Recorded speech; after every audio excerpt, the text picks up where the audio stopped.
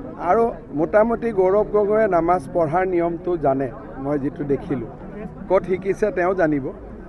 কথাটো হ'ল যে ঈদত আমিও শুভেচ্ছা দিছোঁ প্ৰধানমন্ত্ৰী মোদী ডাঙৰীয়াই শুভেচ্ছা দিছে ঈদ বৰদিন পূজা এই গোটেইবোৰ সকলো জাতিৰে উৎসৱ আমি কোনোবাই তাত গৈছে নাই যোৱা এইটো আমি ক'ব নাযাওঁ মোৰ মনত এটাই প্ৰশ্ন যে যিদিনাখন ৰাম মন্দিৰ প্ৰতিষ্ঠা হৈছিল একে আধ্যাত্মিক পবিত্ৰতা গৌৰৱ গগৈ অখিল গগৈ কিয় অনুভৱ কৰা নাছিল ৰাম মন্দিৰ যেতিয়া আমাৰ অযোধ্যাত প্ৰাণ প্ৰতিষ্ঠা হৈছিল সিদিনাখন ৰাহুল গান্ধীক লৈ গৌৰৱ গগৈয়ে নগাঁৱৰ ৰাস্তাত ধৰ্ণা কৰি আছিল ঈদৰ প্ৰতি যিটো সন্মান সেইটো ৰাম মন্দিৰৰ প্ৰতিও একেটা সন্মান হ'ব লাগে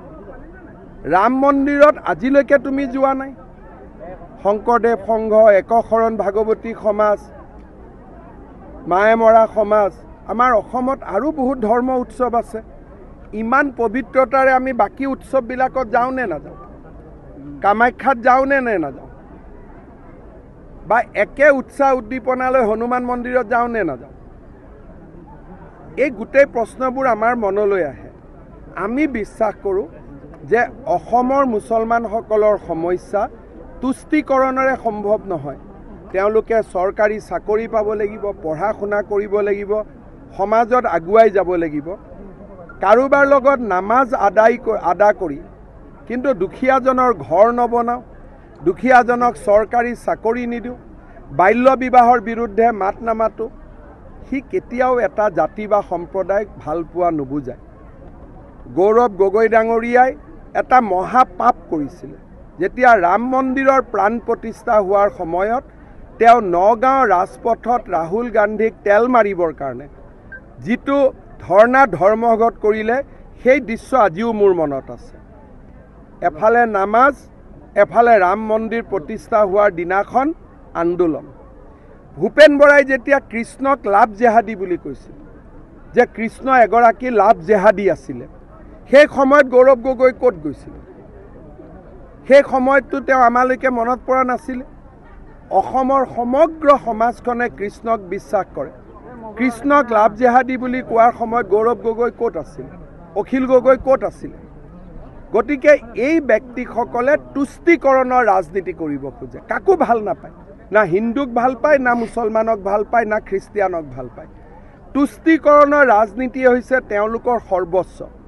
আৰু গৌৰৱ গগৈটো তুষ্টিকৰণৰ তেওঁ তুংগত এজন হিন্দু মানুহ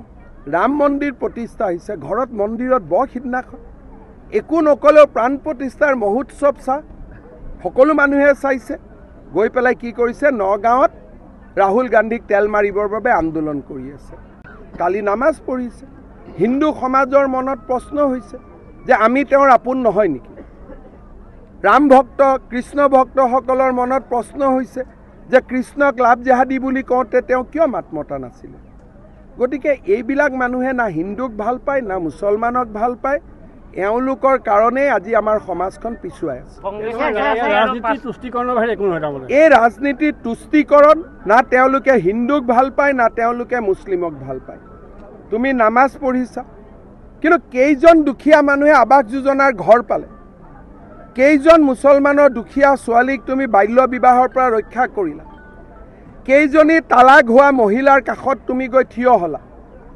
সেইটোতো নাই নামাজৰ দিনা আহিলোঁ নামাজ পঢ়ি দিলোঁ মুছলমানে মোক ভোট দিব আৰে বাবা হিন্দুৰো ভোট আছে ৰাম মন্দিৰৰ দিনাখন তুমি যে আন্দোলন কৰিলা তাকো ৰাহুল গান্ধীৰ লগত তেওঁতো কি ধৰ্মৰ মানুহ কোনেও নাজানে তেওঁৰ লগত বহি যে তুমি আন্দোলন কৰিলা নগাঁৱৰ ৰাস্তাত সেইটো কি হ'ব কৃষ্ণক লাভ জেহাদী বুলি কিয় ক'লা হিন্দু মুছলমান খ্ৰীষ্টিয়ান সকলোকে সমান চকুৰে চোৱা হিন্দু সমাজক উপলুঙা নকৰিবা